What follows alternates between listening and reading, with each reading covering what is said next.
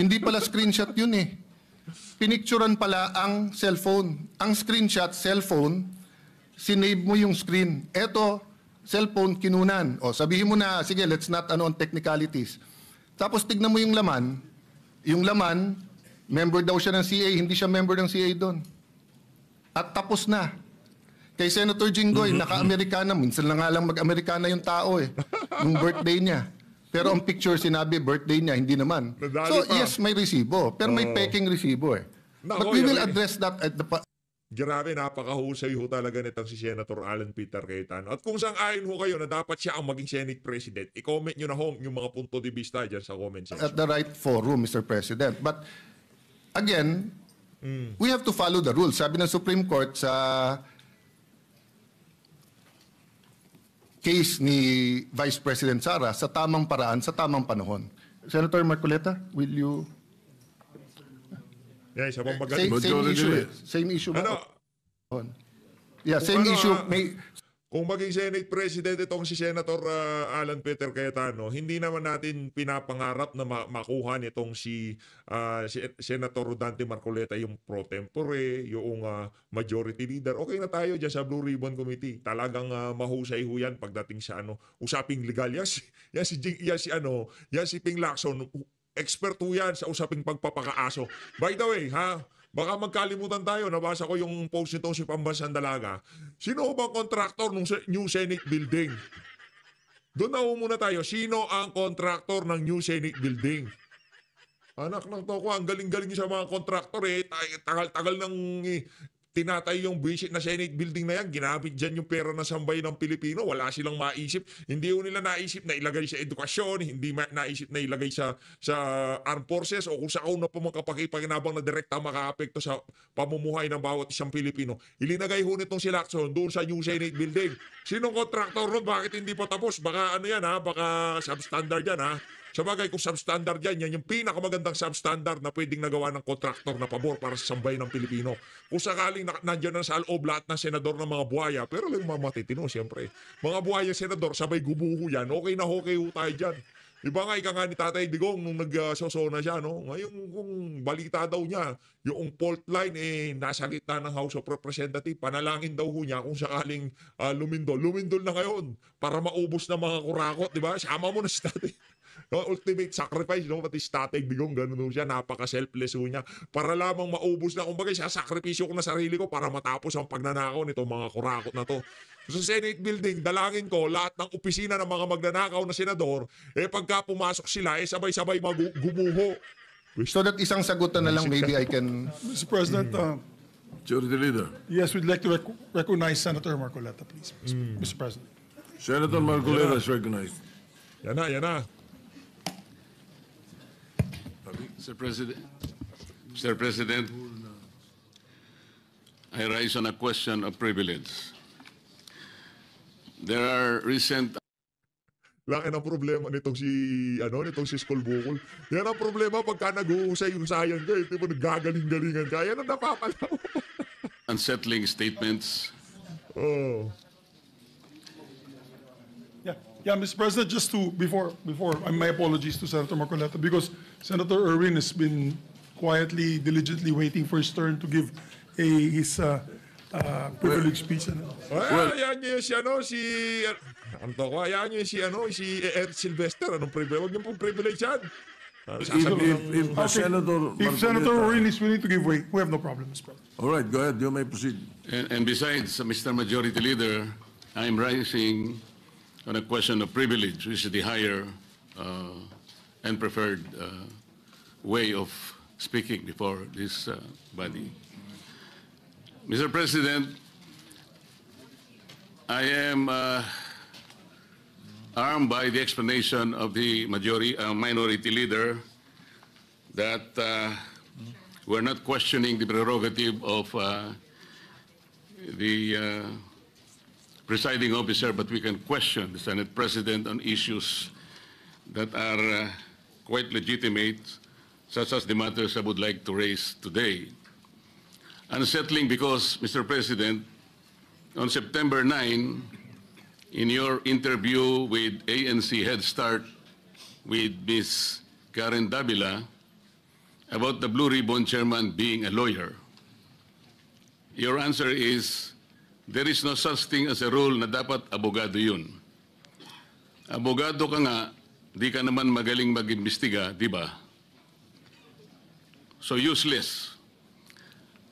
Mr. President, I'd like to put on record, there was no inclination from this representation na meron man lang kaming sinabi na ang chairman ay dapat, chairman ng Blue Ribbon Committee ay dapat abogado. Wala po kaming kahit na Sumobra sa pabibo eh. Pagkakaharap niya, mga dilawan at pinklawan ng mga reporter, sumusobra siya sa dakdak eh. No? Ayan tuloy. Hindi ka naman binawian sa mga reporter nito mga nasa minority eh. Babawian kanila sa plenaryo kasi puro palsipikado yung mga statement mo, skulbukol. shadow ng inclination. Any reference to that matter, wala po kaming sinasabi. Ngayon po, yung sinasabing abogado ka nga, di ka naman magaling mag-imbestiga, hindi ko po alam kung sino po yung tinutukoy ninyo. Sapagkat narinig din po kayo sa inyong mga interviews, sinabi niyo po, Mr. President, na maraming dissatisfied sa direction na tinahak po ng aking investigasyon nung ako pa po ay chairman ng Blue Ribbon Committee. Hindi ko po alam kung sino po yung dissatisfied sa mga members natin. Wala naman pong perpekto, Mr. President, pero sa akin pong pananaw ay ginawa ko po yung aking makakaya. Kung meron man po akong pagkukulang, ay humihingi po ako ng tawad sa aking mga kasamahan sa Blue Ribbon Committee. Ngunit hindi ko po sinadya na ilihis sa direksyon ng tamang pag-iimbestiga ang ating Blue Ribbon Committee. Noong September 10 po, Ito yung humility talagang kitang-kita sa mga nung mga senador na nasa tamang katinoan, hindi yung tipong pagka umasta sa interview, ako magaling, ako kaya ko yan, may lalabas natin katotohanan, hindi pwedeng ganito, dapat ganyan, di ba? Ganyan sila, si Lacson, ganyan. Si Soto, ganyan, di ba? Yung tipong nila, parang sila ang sentro ng universe pagka sila nagsalita. Sila lang magaling. Sila lang dapat pakinggan. Di ba? Ganyan sila. Ganyan yan. Kaya mag-ingat ho kayo sa mga pinapakinggan nyo. Pagka mayroong ganong klaseng traits na yung tipong, ako magaling, ako pakinggan nyo, ako mahusay, ako dapat ng dyan. Di ba? Sabi ko na sa inyo. Di ba? Pagka ganon nang toko, yari kayo dyan. Hinay-hinay ho kayo mga kababayan. Ito. Again, mga banateros, mga Birada Aguila, mga taga third floor, mga kilala nyo naman ho, yan sila Ma'am Sasrugando Sasot, yung mga grupo nila, kilala nyo ho, yung mga lehitimo yan. Maliban sa mga nabanggit natin, maghinay-hinay ho kayo. Baka ginugood time lang kayo ng mga yan, yung mga Talyanistine, Saymada, mga nagkakatuwang DDS, nagkakatuwang taga-suporta ni Tatay Digong, anak ng tokwa. Yari ho kayo dyan. 2025, ang programa pong Sa Totoo Lang, sa 1PH, nandun po yata si Job Francisco, Chicky Berhel, Cheryl Cosim. Ang sabi po ninyo, with reference to the affidavit of the Discayas, may suspetsa kami na inedit yung affidavit. Mr. President, ito po ay indirect affront to the integrity of this representation. Yung lamang pong pagsuspetsahan niyo na inedit yung affidavit, paano kayo nagsuspetsa? Ano po ang ginamit ninyong batayan at pagsususpetsahan ninyo na maring inedit yung affidavit? Ako po bilang chairman ng Blue Ribbon Committee, nagpakaingat-ingat po ako nung sila po sa pamamagitan ng kanilang mga taga-lapit, ay minabuti ko pong hingin sa kanila. Sumulat sila sa akin para malaman ko kung talagang meron silang kagustuhang magpahayag ng kanilang saloobin tungkol sa dinidinig natin sa Blue Ribbon. At gusto kong masatisfy ang sarili ko, Mr. President, kung totoo nga at kung bakit nila gagawin. So nakareceive po ako ng sulat sa kanila, handwritten. At nung malaman ko po na talagang galing sa kanila ang pagpapahayag na voluntaryo, sinabi ko, sige, gawin ninyo. At kinakailangan, bago nyo ibigay sa akin, notaryado na yon. At yun pong affidavit na yon, o subscribe sworn statement, Mr. President, ay naibigay sa akin, araw na po, maggagabi na po ng araw ng linggo, in a sealed envelope. At kung sinasabi po ninyo na ang SOP ay dapat na ibigay sa mga miyembro ng ating Blue Ribbon, wala na pong pagkakataon sapagkat sa umaga po alas 9 ay magsisimula na po ang Blue Ribbon Committee. Noong September 14 po sa Twitter ninyo, meron po kayong binanggit at ito po ang nakasulat. Very depth. Bantay sarado kayo kay Senator Rodante Marcoleta. Akala nyo mga walang ya kayo, makakalusot yung mga pa-Twitter nyo yan. Lahat ng interview nyo, akala nyo pinapanood ni Sen Marcoleta yan. Kaya pag kami rong masablay na sinabi tong si School Bukol, anak ng tokwa, di ka abogado, Vlad, bumabla ka dyan sa podium, baka pag nagalit sambay ng Pilipino, bigla silang sumugod dyan sa Senado na yan. Anak ng tokwa, maghahalo ang balat sa tinalupan. Kung gusto mong magkaayos-ayos, School Bukol, alam mo na gagawin. Views. Wala pang hearing ang Blue Ribbon ni Ping Lacson. Gusto ng ilang magpalitan agad. What are they so afraid of? Bakit minamadali WPP agad ito? Ano bang nangyari? Malalaman natin sa Blue Ribbon kay Senator Lacson, meron siyang investigasyon ginagawa tungkol dyan. Ano po ba yung pinanggalingan ng mga salitang yun, Sir President? Sino po yung natatakot? Sino po yung nagmamadali? Kung ang inyo pong tinutukoy ay yung aking sulat para irekomenda na mag-apply sa Witness Protection Program ang mag-asawang Diskaya, yun po inaayon sa batas, Mr. President. Ito po ay inaayon sa Section 4, Republic Act 6981. Ito po yung Witness Protection Act. Ang sinasabi po doon, in case of legislative investigations in aid of legislation, a witness with his express consent may be admitted into the program upon the recommendation of the Legislative Committee, where his testimony is needed, when in its judgment there is pressing necessity therefore, provided that such recommendation is approved by the President of the Senate. Ay, no. Ang committee po ay nagpasya, Mr. President, kasi hiniling po ng Diskaya sa kanilang sworn statement na meron tangka sa kanilang buhay, sa kanilang seguridad, ang kanilang pamilya at kanilang mga anak. Kung kami po ay nagmamadali, yun po kasi ang sinasabi ng batas. Para makapag-apply po siya na sa Witness Protection Program, ang chairman po ng committee sa pagsang-ayon ng kanyang mga miyembro, kailangan po kami gumawa ng sulat sa Secretary of Justice. Ayun nga po, ipinrepare namin kaagad. Hindi nga lamang po napirmahan ng pumalit na Senate President sapagkat nagpaliwanag siya, nalaman pala niya na meron palang presscon ang ating Department of Justice Secretary na doon sinabi niya, hindi raw siya magbibigay ng witness protection sapagkat kinakailangan munang ibalik ng mga Diskaya anumang pera ang kanilang nakuha sapagkat hindi kanila yon. Sa makatid, ang policy daw ng Department of Justice ay ibalik muna yung pera bago aksyonan ang kanyang aplikasyon sa Witness Protection Program. Mr. President, ako po'y nalulungkot. Maski sa aking press con kanina ay sinabi ko kung bakit ganun ang sinabi ng Secretary of Justice. Wala po sa tuntunin yun eh. Kung babasahin lamang po niya ang Section 3 at Section 10 ng Republic Act 6981, wala pong binabanggit doon na restitution, yung pagsusuli. Nag-uumpisa lang po sa pagsusuri, sa pag-iimbestiga ang komite. Meron na po bang halaga na dapat isuli? Na-determine na po ba yun? Meron na po bang ruling na kung ano yung, kung sino at gaano ang isusuli ng kung sino man ang may kasalanan? Meron na po bang ganun? Wala po eh.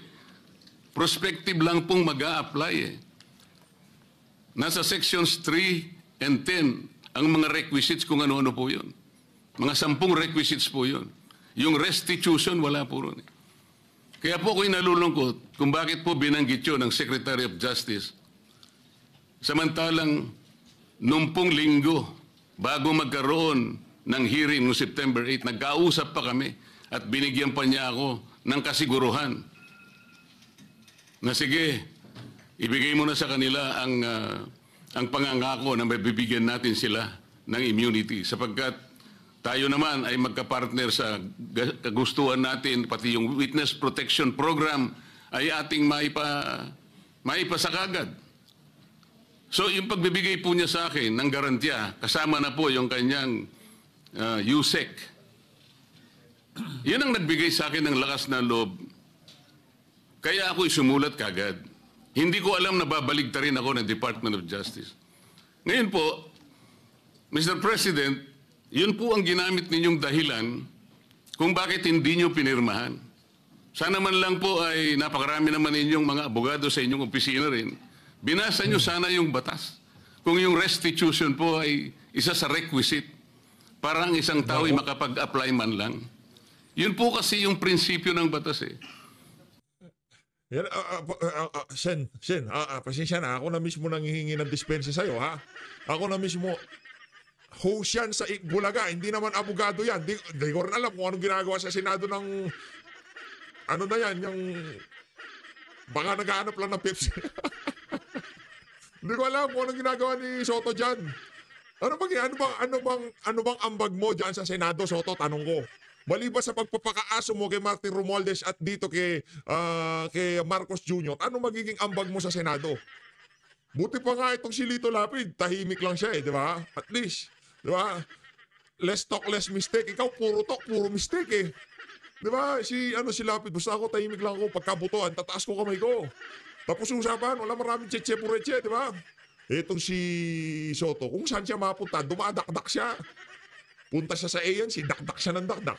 Punta siya kay Sierra, dakdak siya ng dakdak. Sa Twitter niya, itikaw mo yung bunganga mo, hoy. Soto, ikaw ha,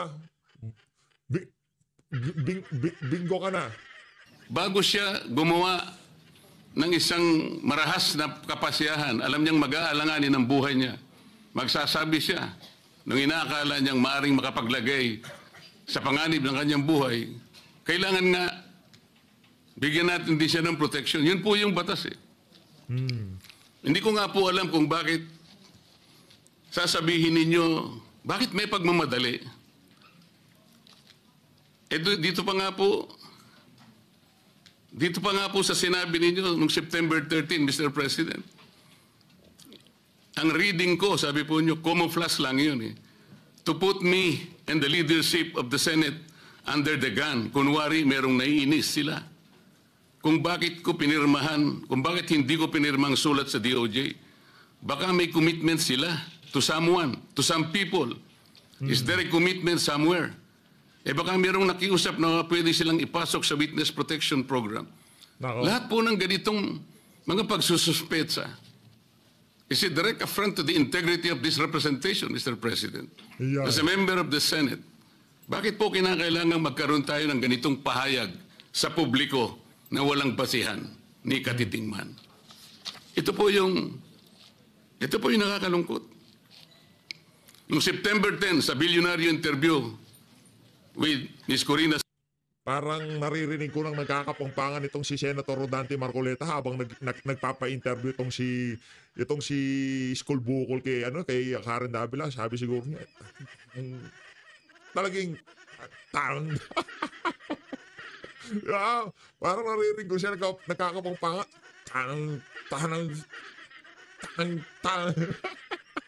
Sanchez. Oh. Ang tanong po ni Ms. Corina, Oh. Bryce Hernandez natatakot daw po siyang bumalik sa Senado.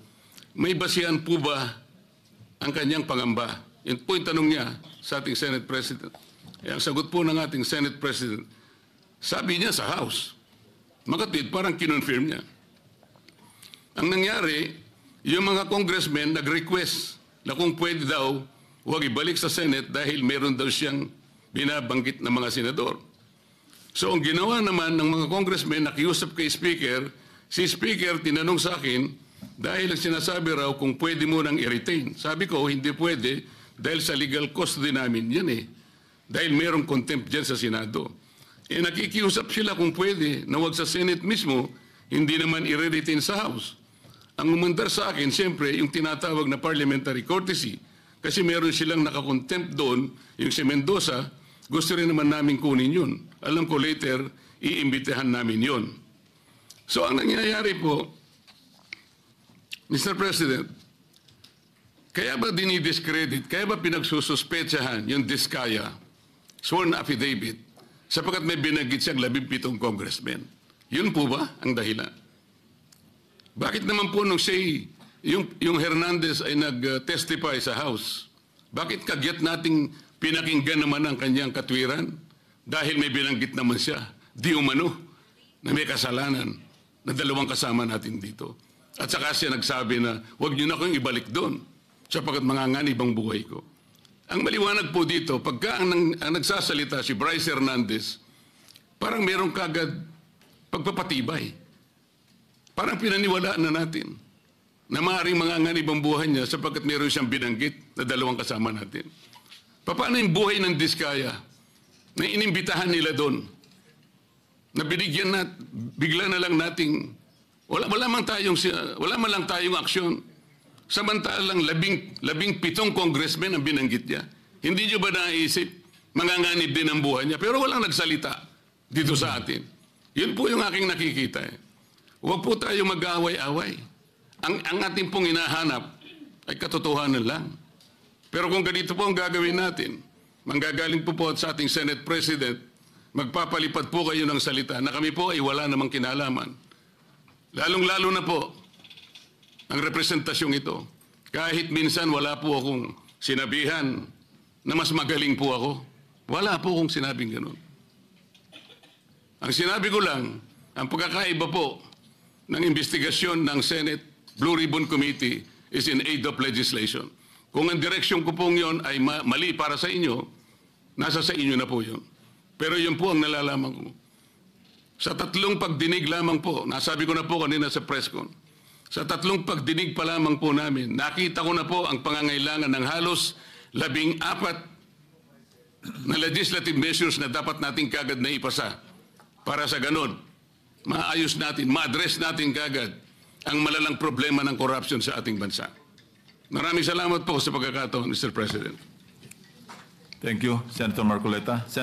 Majority Leader, Yes, Senator Kiko Pangilinan would like to be recognized, Mr. President. an objection? Sige ko, Hearing Maching. none, Senator Kiko Ay. Pangilinan. Bumaba si Soto. Hindi niya kayang harapin yung mga pagsasalita nitong si Senator Dante Marcoleta. Kapal kasi ng pagmumukha nitong si Skol Bukol, no? Nagasik na naman siya ng lagim. Nawala na naman ang atensyon ng sambayan ng Pilipino sa issue ng flood control. Doon sa mga ibinulgar nitong si Sara Diskaya, diyan sa Blue Ribbon, nabaling ang atensyon ng ating mga kababayan sa pagpapakaaso nitong si Soto dito kay Martin Romualdez. Gusto nyo pa bang marinig tong si si Kiko Maching? O sige, bigyan mo natin ng isa. Is recognized. Thank you, Mr. President. This is not an interpellation, just a manifestation. Mr. President, bago pa man naglabas ng affidavit ang mag-asawang Diskaya, nag-comment na po ako dahil narinig ko doon mismo sa hearing nung tinanong siya nung ilang mga senador. Binanggit niya ang mga pangalan at sinabi niyang mula 2022. Hindi bago ng 2022. Wala pa ho silang affidavit noon, tinanong sa kanila sa hearing. Kaya noon pa man, nag-comment na ako. At ako mismo sa comment ko, sabi ko, mukhang Photoshop tsaka edited. Hindi yung testimonya, hindi yung affidavit, kasi wala pang affidavit noon eh. Testimonya pa lang nung una o pangalawang hearing. Kaya, in fairness to the Senate President, kung sinabi niyang edited, I was not referring to, this representation was not referring to the affidavit or in any way referring to the chairperson of the Blue Ribbon Committee. I was referring directly to the testimony given during the hearing, public hearing, of the Discayas, that they said they started flood control projects in 2016 and then went on to continue until 2020. Hindi lang 2016. 2010 pa lang nangongontrata na sila. Yan na nga ba eh. Kasi pagka 16, Duterte yan eh. Kahit Pinoy pa yan, Duterte pa rin yan eh. Sa sobrang galing ni Tatay Digong, pagka 16, Duterte ka agad eh, no? Talaga, uwi ka na ano. Tanim ka ng pechay. Isa kang disgrace sa mga Kapampangan. Langya kang Kiko Machin. Diligan mo na lang yung mga pechay nyo nitong si Sharon Cuneta. Gagawa mo dyan, siya ka pa eh, di ba? 25. And they too said na itong mga binanggit nilang pangalan ay sa 2022 lang. So kahit na wala pa ho yung affidavit, doon pa lamang sa kanilang mga testimonya during the public hearing, nakita ko na mukhang hindi kapani-paniwala. At least this is my view as a lawyer, na mukhang kung gagawin silang state witness, kinakailangan buo, hindi edited. And when I refer to edited, sila bilang mga testigo, ine-edit nila. Hindi yung chairman ng komite, hindi yung sa I was not referring to the affidavit, I was referring to their testimony when the affidavit had not yet been actually submitted. Just for the record, Mr. President. Thank you, Senator Pangilinan. In addition, Mr. President, in addition, point number 2, sorry. I was a member and continue to be a member of the committee, the Blue Ribbon Committee. Unfortunately, as was pointed out by the former chairperson, it is the committee that decides as to whether or not we will agree to have a witness taken as in custody to become a witness under the Witness Protection Program. Unfortunately, as a member of the committee, I was not able to read the letter of the chairman then addressed to the Department of Justice. So in that case, Mr. President, sabi siguro kanina, if I heard correctly, nagmamadali dahil nga yung seguridad ng ating mga magiging witness dapat ay paramount. Pero sa akin, mas paramount siguro na may process na ang mga committee members makita man lang yung sulat bago ito'y ma-repair sa Department of Justice. Wala akong nakita, wala po akong nabasa, nakita ko na lang sa dyaryo, Mr. President. Mr. President, kailangan lang masagot yung manifestation ni Senator Kiko. For a while, Importante lang, Senator Marcoleta, Mr. President. you have not been recognized yet. Majority Leader. Parliamentary proceedings na naman. Anak ng tawa, sambayan ng Pilipino. Ayan o, Senado nyo. Parliamentary proceedings, recognize. Pag ba nagpunta ang taong bayan dyan, kailangan pa na recognize. Pag ba umupo kami sa mga upuan na yan, kailangan pa ba na recognize. Magkakaalaman tayo pagdating ng panahon. Ika nga, bibisita dyan ang sambayan ng Pilipino. Ika nga, makikikapi kami dyan. Ang daming parliamentary, hey, you're not recognized yet. Recognize. Ang sambayan ng Pilipino, punong-puno na sa kabalento na ang nangyayari sa ating bansa. Tapos parliamentary proceedings pa kayo dyan. Mas mainam pa siguro, yung mga babae magsabuntan, yung mga lalaki magkurutan na lang kayo dyan, di ba? Ang bihira yan. Mr. President, we'd like to recognize. Parliamentary proceedings. Oh, well, he may be allowed, with the permission of the Senate President, let him allow to answer. Si Soto. Or at least reply to the manifestation of Senator Kiko Pangilinan. And then after, we'll recognize our Senate President for his interpellation. Thank you, Mr. President. Wait for a while. Senator Marcoleta is recognized. Thank you. Wait po.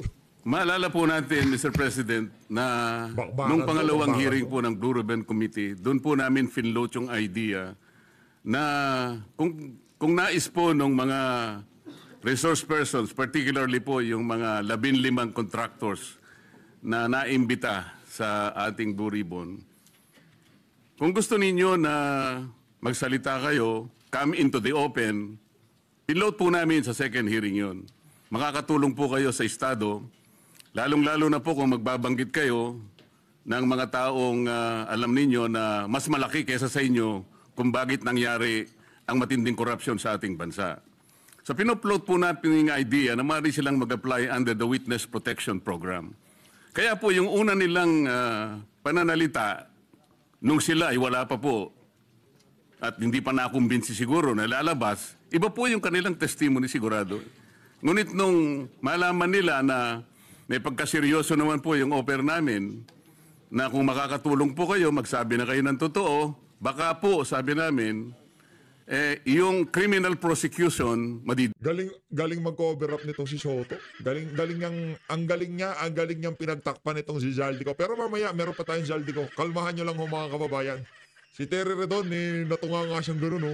Natanga si Ray Redon, Meron pa tayong meron pa. Kalma lang. Mamaya ho mga pagkatapos nito, balagbag na ho ulit tayo. dispense na yon, pinaka most likely siguro, pagdating ng araw, civil liability na lang ang haharapin ninyo. Meron po akong paniwala na pinag-isipan nilang mabuti yon, kaya lumabas yung mag-asawa na yon.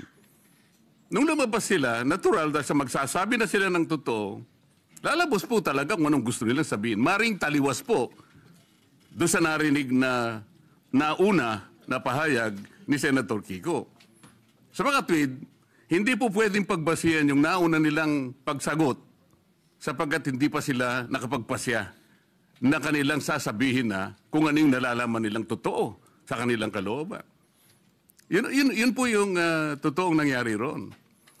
Kaya hindi po ako naniniwala na dahil lamang doon sa maaring hindi pareho nung una yung kanyang testimony at doon niya na sinabi yung buong katotohanan ay maaring edited o maaring may pagbabago o hindi pwedeng pagbasihan. Sa aking palagay po, ang pinag-uusapan natin, ano man yung kanilang sinumite, wala pong karapatan ang sino man sa atin na husgahan yun .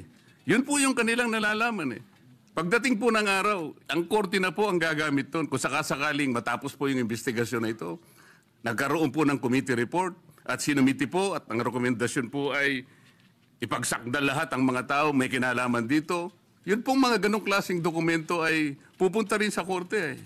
And in the final analysis, only the court can determine yung veracity o yung kawalang katwiran, kung meron man, ng mga naunang pahayag. Yun po yung gusto naming mapansin, Mr. President. Salamat po. Thank you, Senator Marcoleta.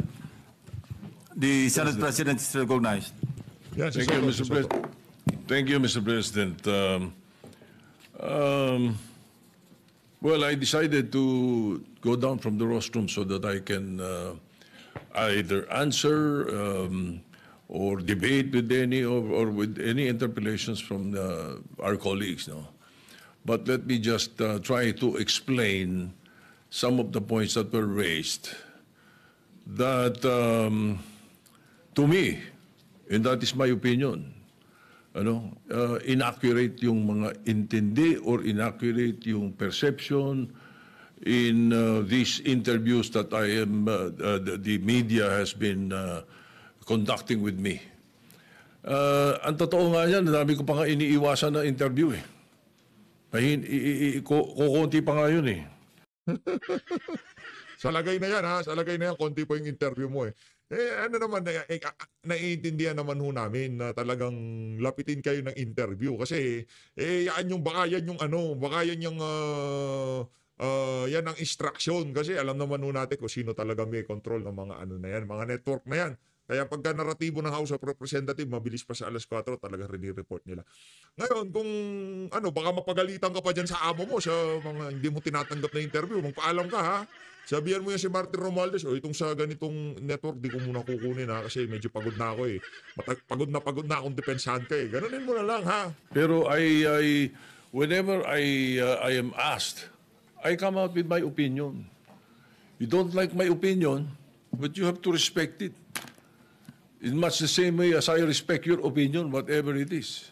No, but when it comes to the issue of legal, there are rules to follow.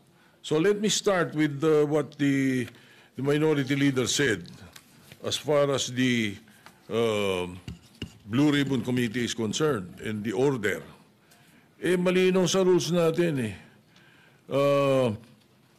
a witness cited in contempt may be ordered by detained in such a place as may be designated by the committee alone or, andun yung or with the concurrence of the Senate President by either one detention order. So it's the Senate President has the power to do that. Ngayon,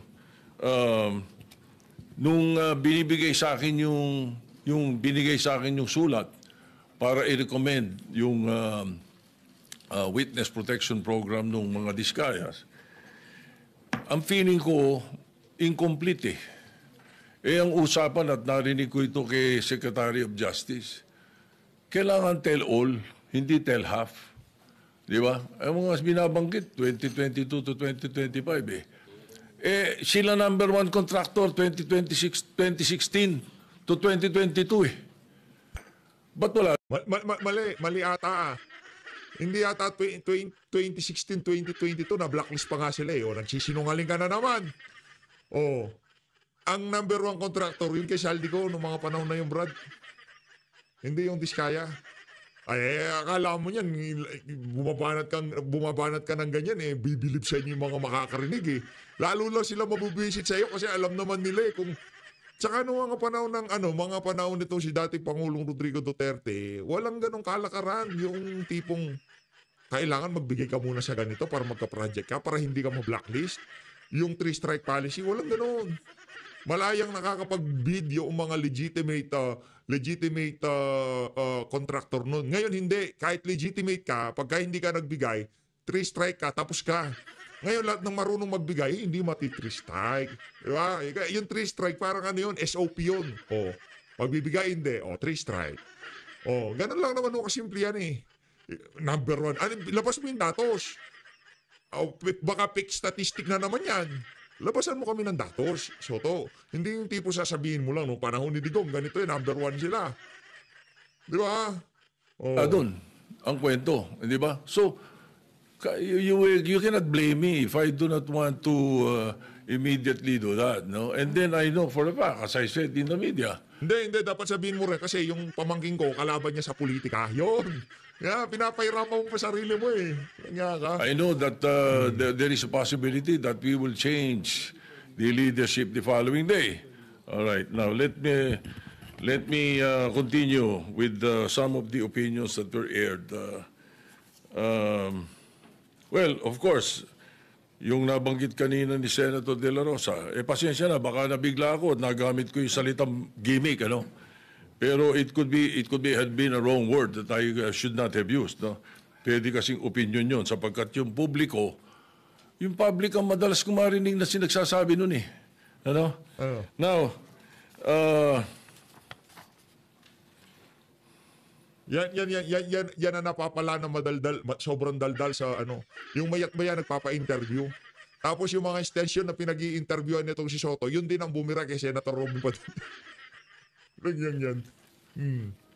As far as I'm concerned, there's nothing illegal or out of the rules that we have done. My opinion, as aired, kung hindi nyo nagustuhan, pagpasensya nyo ako. Kung hindi nyo nagustuhan yung mga sinabi ko, na opinion ko. Pero I never mentioned names.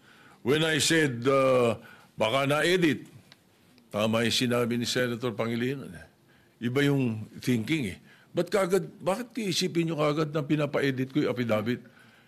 Hindi ba? Hindi So, and when I say those things, you should not feel alluded to. Wala naman akong binanggit na pangalan Di ba? And then yung tinatanong, binanggit yung tungkol sa si Pepsi Paloma. Huwag kang magalit. Wala naman akong binabanggit na pangalan Pepsi Paloma pa lang Di ba? Pagka yan magagalit ka na kagad. Pepsi Paloma. Huwag kang magalit. Baka maya-maya mapipikon ka na yan Blue Ribbon, being a lawyer, does not have anything to do with Senator Marcoleta. It was a question by the public. It was a question even by Secretary Claire Castro or Attorney Claire Castro, the question was, di ba kailangan abogado yun? So that was asked of me. And I said, no. Nothing in the rules says so. Wala naman talaga eh. As a matter of fact, we elected Sani Alvarez as Blue Ribbon Chairman for 2 years. And he's not a lawyer. Binagdebatihan na namin nila Neptali Gonzales yan, saka nila Ernie Maceda yan, matagal na. Ano? No. He's never a lawyer. Sani Alvarez was not a lawyer. Oh, we even debated about it. Oh, I am very sure, 100%. Oh. Anyway, so again, no, wala akong binabanggit na ganun. You should not feel alluded to when I say na ang mga... Kasi, tinatanong nila, hindi. Boss na boss ang dating no? Yan ang problema. Pagka meron kayo nakuhang talk show host, pag meron kayo nakuhang noon time show host, lahat na lang, yung siga-sigaan. Ganyan dati nga, di ba? Hindi naman daw abogado, Senator Lacson. Magaling na investigador eh. Oo. Di ba? Talo niya ng karaniwang abogado. Hindi ko sinabi si Senator Marcoleta abogado na yun o sino pang abogado. I never mentioned any name. I was saying, napakadaming abogado sa Pilipinas, libo-libo. So a lawyer who was not well-versed in investigation, mas gusto ko na yung investigador. That was my point. Ano ba? Why will you feel alluded to, Mr. President, if I did not mention your name? Di ba?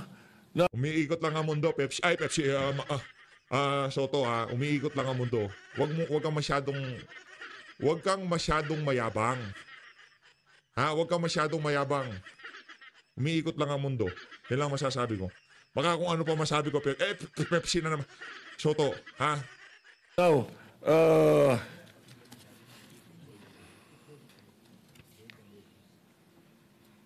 again, as far as the rules are concerned, the Senate President has the power to order his transfer. Especially in this case, na I asked the chairman of the Blue Ribbon Committee. Grabe, bawing-bawi yung yung pera nitong si Paldong-paldo no? Yung sulit na sulit yung binayad para... After they sent a letter, and it was done in court. It was done in the RTC 112 this morning. That was where the letter was transmitted to Attorney Valentina of the Senate Legal, who was representing the Senate in the hearing of the writ of amparo. Yun ang istorya nun. So the request was go back to the Senate. Ay sabi ko maganda, if that is your request, because that is precisely what the members of the minority wanted. Hindi ba? So no question. Ba't may question ngayon? Nalilipat natin, binalik natin sa Senate custody. And then also, to be fair to the OSAHA, every day, they monitor wherever that person is. Kahit na nung dinala natin yung si Colonel something sa Muntinlupa, mayroon tayong sa Pasay City Jail, si Balad ba yun? You don't need to have an OSAA there the whole day, 24 hours. It's not necessary. The important thing is it's... Hindi talaga importante. Siyempre, kayo naman, paano pa pupuntahan ng mga aso ni Martin Romualdez ang si di ba? Basta OSAA, pagkabigay niyo dyan, hayaan niyo na yan. Diba? Under the custody of a legal custody. Yun ang importante rin. So, hindi kailangan nakabantay OSAA doon. Now, if you want to change the rules, then you propose some amendment to the rules na gusto niyo OSAA nakabantay kahit saan natin ilagay. Alright? Now, maraming nabanggit kaya isa-isa natin to. Pasensya na kayo. Ang Witness Protection Program, ang pagkakaalam ko, magkakaroon ng immunity from criminal prosecution. So, kung natatakot sila sa kanilang security, bilyon-bilyon ng pera nila Ang dami nilang pwedeng bayaran pa security guard Kahit 1,000 security guard, kaya nila Bakit kailangan ang gobyerno? Ay galit na galit ang mga tao dahil hindi nga natin malaman kung ilan yan, kung nangyari nga yan, kung sila nga yan, kung... Hindi, galit na galit ang mga tao Kasi nung kumakanta na yung mga witness, nung ipapasok na, nung natamaan na yung amo mong si Martin Romualdez at si Saldico, bigla mong tinanggal yung si Rodante Marcoleta. Ang dating kasi dito, nagsasalita siya, akala niya siguro, yung tipong, okay, papaliwanag ako ha, banat ako ng mga punto de vista sa mga binabato sa aking mga intriga ha. Akala siguro niya nakakapangatwiran siya sa mga ordinaryong Pilipino. Lalo lang ho kami nabubisit sa inyo. Soto, pagka nagpakulay ka ng buhok, siguro di mo pati buhok mo, pinapakulay mo. Anak ng tokwa, bigote lang pinakulay mo eh. Hindi po ba? Kanya ka, oo. Kaya we were just trying to be prudent. Konting ano naman, konting konting hinay. Huwag yung sasabihin natin. Kaya sabi ko, ba't tayo nagmamadali? I'm not pertaining to any senator. Bakit?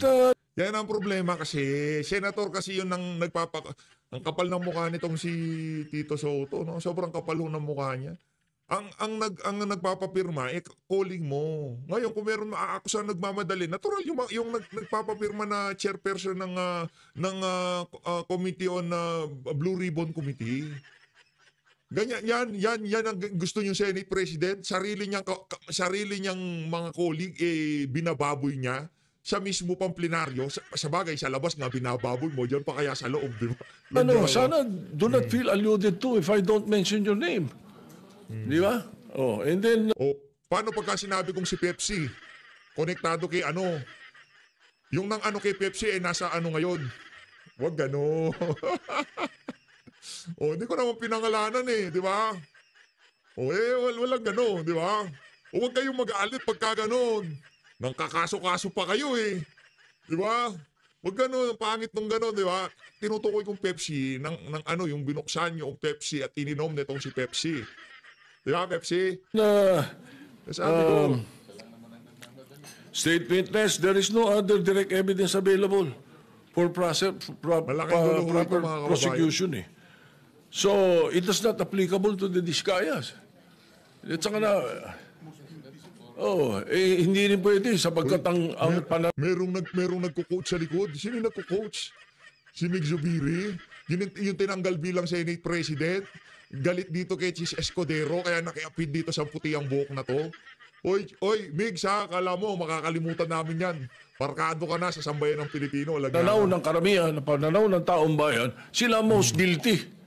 Hindi. Ang pwede sabihin... Hindi. Wag mo uyang ka na naman. Nagtutunog congressman ka Wag mo sabihin sa pananaw ng karamihan, pananaw ng sambayan. Hindi. Pananaw ng karamihan at sambayanan, yung mga pinoprotektahan mo dyan sa House of Representatives, sila ang most guilty. Naiintindihan mo namin to. Wag nyo kaming gawing tanga, okay?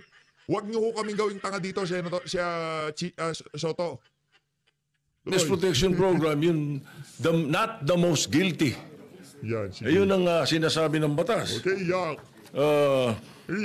Yakin ka Anyway.